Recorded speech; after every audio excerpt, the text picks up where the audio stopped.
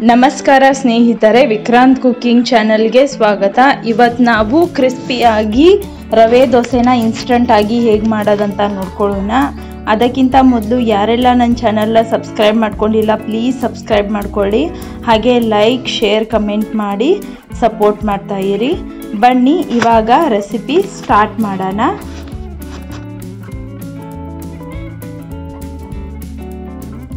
ಮೊದಲಿಗೆ ಒಂದು ಪಾತ್ರೆಯಲ್ಲಿ 1 ಕಪ್ ಸಣ್ಣ ರವೆಯನ್ನು ತಗೊಂಡಿದ್ದೀನಿ.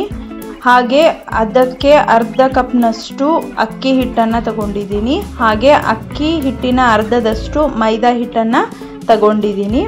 ನಂತರ ಇಲ್ಲಿ ಅರ್ಧ ಕಪ್ ಫ್ರೆಶ್ ಮೊಸರನ್ನು ತಗೊಂಡು ಅದಕ್ಕೆ ಚೆನ್ನಾಗಿ ಮಿಕ್ಸ್ ಮಾಡ್ಕೋಬೇಕು.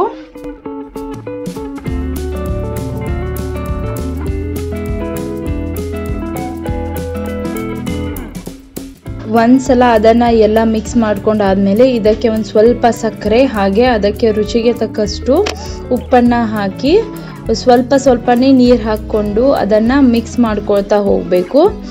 ಇಲ್ಲಿ ನಾವು ಒಂದು ಸ್ವಲ್ಪ ನೀರನ್ನು ಜಾಸ್ತಿನೇ ಹಾಕ್ಕೋಬೇಕಾಗತ್ತೆ. ಹಾಗಾಗಿ ಒಂದು ಸ್ವಲ್ಪನೇ ನೀರು ಹಾಕ್ಕೊಂಡು ಗಂಟೆಲ್ಲ ಒಡೆದ ಮೇಲೆ ಆಮೇಲೆ ನೀರು ಹಾಕಿ ರವೆ ಎಲ್ಲ ನೆನೆಯೋಕ್ಕೆ ಅದನ್ನು ಬಿಟ್ಬಿಡಬೇಕು.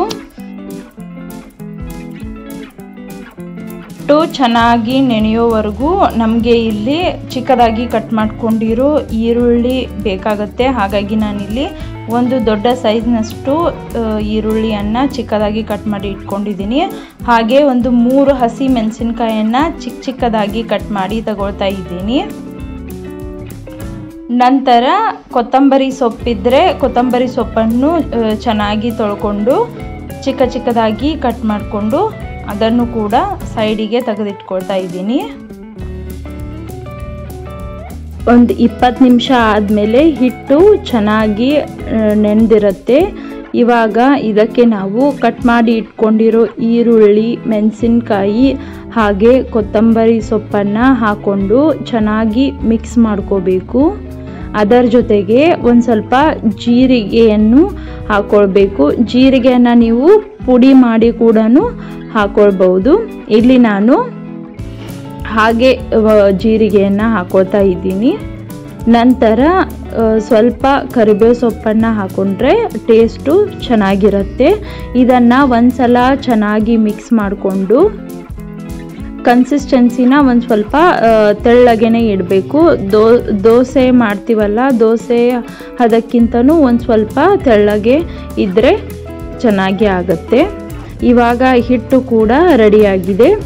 ಇಲ್ಲಿ ನಾನು ದೋಸೆ ತವೆನ ಕಾಯಕ್ಕೆ ಇಟ್ಕೊಂಡಿದ್ದೀನಿ. ಅದರ ಮೇಲೆ ಒಂದು 2 ಚಮಚದಷ್ಟು ಎಣ್ಣೆನ ಹಾಕ್ಕೊಂಡಿದ್ದೀನಿ. ಮೊದಲಿಗೆ ಒಂದು ಸ್ವಲ್ಪ ಜಾಸ್ತಿ ಎಣ್ಣೆನ ಹಾಕ್ಕೊಳ್ಬೇಕಾಗತ್ತೆ. ನಂತರ ಹೀಗೆ ದೋಸೆ ಹಿಟ್ಟನ್ನು ಒಂದು ಚಮಚದಲ್ಲಿ ತಗೊಂಡು ಹರಡ್ಕೊಳ್ತಾ ಇದ್ದೀನಿ.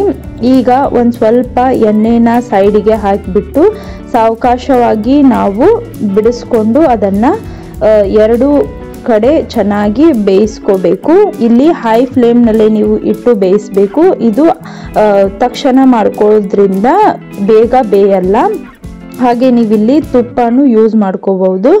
ಇವಾಗ ದೋಸೆ ಇದು ಬೆಂದಾಗಿದೆ. ಇದನ್ನು ನಾನು ತೆಗೆದಿಟ್ಕೊಳ್ತಾ ಇದ್ದೀನಿ. ಹಾಗೆ ಇಲ್ಲಿ ಎಲ್ಲ ದೋಸೆಯನ್ನು ಮಾಡಿ ನಾನು ತೆಗೆದಿಟ್ಕೊಳ್ತಾ ಇದ್ದೀನಿ.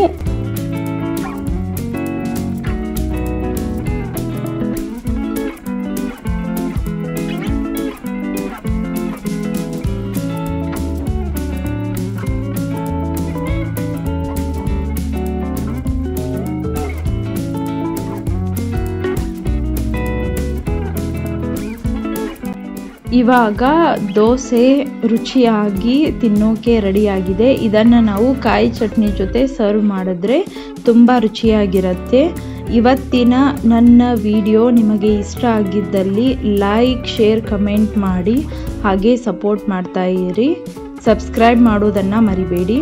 Thanks for watching. ಬಾಯ್.